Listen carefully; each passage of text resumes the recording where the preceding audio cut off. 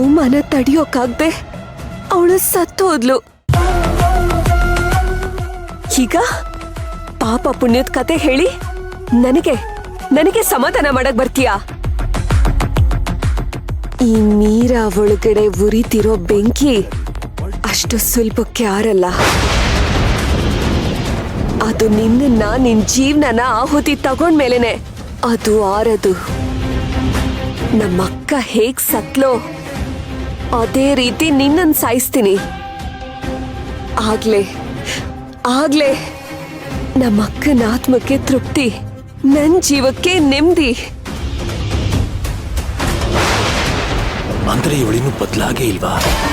ಇವಳಿನ್ನೂ ಸೇವಂತಿ ಮೇಲೆ ವಿಷ ಕಾರ್ತಾನೆ ಇದ್ದಾಳ. ಆದ್ರೆ ಯಾವ ತಪ್ಪಿಗೆ? ಇವ್ರ ಅಕ್ಕನ ಸಾವಿಗೆ ಸೇವಂತಿ ಕಾರಣ ಅಲ್ವೇ ಅಲ್ಲ. ಮೀರಾ ಇನ್ನೇನೋ ದೊಡ್ಡ ಅನಾಹುತ ಮಾಡೋದಕ್ ಮುಂಚೆನೆ ಆದಷ್ಟು ಬೇಗ ಈ ಸತ್ಯನ ಮೀರಾಗೆ ಅರ್ಥ ಮಾಡಿಸ್ಬೇಕು.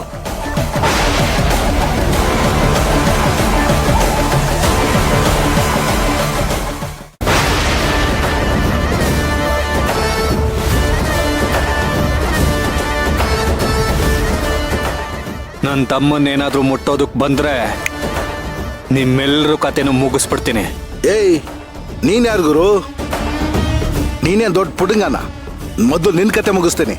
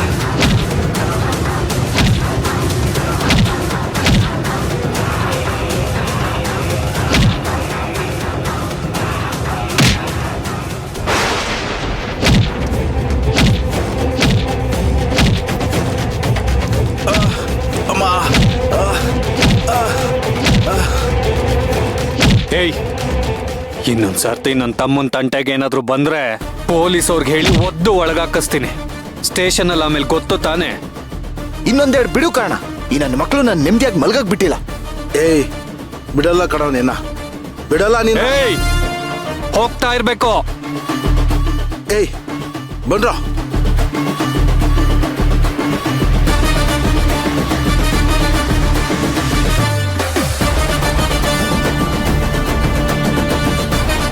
ಥ್ಯಾಂಕ್ಸ್ ಕಾರಣ.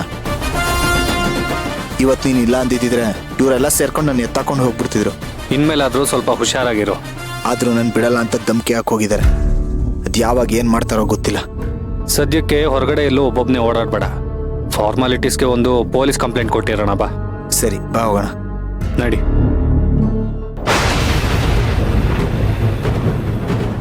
ಅಕ್ಕ, ಆ ನಿನ್ ಶತ್ರು ಸೇವಂತಿ ಎಲ್ಲ ಸಮಸ್ಯೆಗಳಿಂದ ಆಚೆ ಬಂದು ನೆಮ್ಮದಿಯಾಗಿರೋದನ್ನ ನೋಡ್ತಾ ಇದ್ರೆ ನನಗ್ ಮೈಯೆಲ್ಲ ಉರಿತಾ ಇದೆ ಅಕ್ಕ. ನಿನ್ ಸಾವು ಕಾರಣ ಆಗಿರೋರ್ಗೆ ಆ ದೇವ್ರು ಏನು ಶಿಕ್ಷೆ ಕೊಡ್ತಿಲ್ಲ.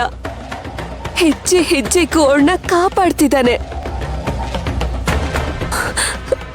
ಅಕ್ಕ, ಆ ದೇವ್ರಿರೋದೇ ಸುಳ್ಳು ಅಂತ ಅನಿಸ್ತಿದೆ ನನಗೆ. ದೇವ್ರಿಲ್ಲ ಇದ್ದಿದ್ರೆ ಇಷ್ಟೊತ್ತಿಗೆ ಆ ಸೇವಂತಿ ಮಾಡಿರೋ ತಪ್ಪಿಗೆ ಅವಳಗ್ ಶಿಕ್ಷೆ ಆಗ್ಬೇಕಿತ್ತು. ನನಗೆಷ್ಟು ಕೋಪ ಬರ್ತಿದೆ ಅಂತಂದ್ರೆ ಇಡೀ ಮನೆಗೆ ಬೆಂಕಿ ಹಚ್ಬಿಡ್ಲಾ, ಎಲ್ರೂನು ಸುಟ್ಟಾಗ್ಬಿಡ್ಲಾ ಅನ್ನೋ ಅಷ್ಟು ಕೋಪ ಬರ್ತಿದೆ. ಹೋರಾಟ ಮಾಡಿ ಮಾಡಿ ನಾನ್ ಸುಸ್ತಾಗ್ಬಿಟ್ಟಿದ್ದೀನಿ.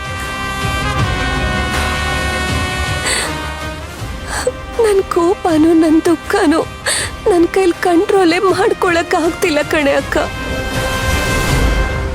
ಯಾವಾಗ ಆ ಸೇವಂತಿ ಜೀವನ ತೆಗಿತೀನೋ ಅಂತ ಅನಿಸ್ತದೆ. ಅವಳನ್ನ ಒಂದೇ ಸತಿ ಸಾಯಿಸೋದ್ ಬೇಡ, ಚಿತ್ರಹಿಂಸೆ ಕೊಟ್ಟು ಕೊಟ್ಟು ಕೊಟ್ಟು ಸಾಯಿಸೋಣ ಅಂತ ಅನ್ಕೊಂಡೆ. ಆದ್ರೆ ಇಲ್ಲಿ ಬಂದು ನಾನೇ ಚಿತ್ರಹಿಂಸೆ ಅನುಭವಿಸೋ ಹಾಗಾಗಿದೆ ಅಕ್ಕ. ಇಲ್ಲ, ಎಷ್ಟೇ ಕಷ್ಟ ಆದ್ರೂ ನಾನ್ ಬಿಡಲ್ಲ ಅಕ್ಕ. ಅವಳ ನೆಮ್ಮದಿನ ಹಾಳ್ ಮಾಡೇ ಮಾಡ್ತೀನಿ.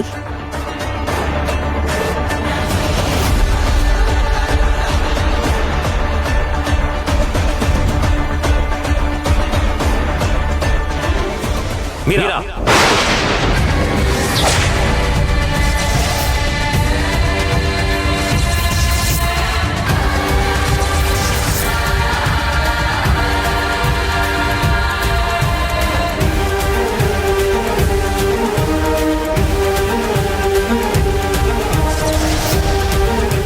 ನೋಡು ಮೀರಾ, ಅಮಾಯಕಳಾದ ಸೇವಂತಿ ಮೇಲೆ ಇಷ್ಟೊಂದು ದ್ವೇಷ ಸಾಧಿಸೋದು ಒಳ್ಳೇದಲ್ಲ.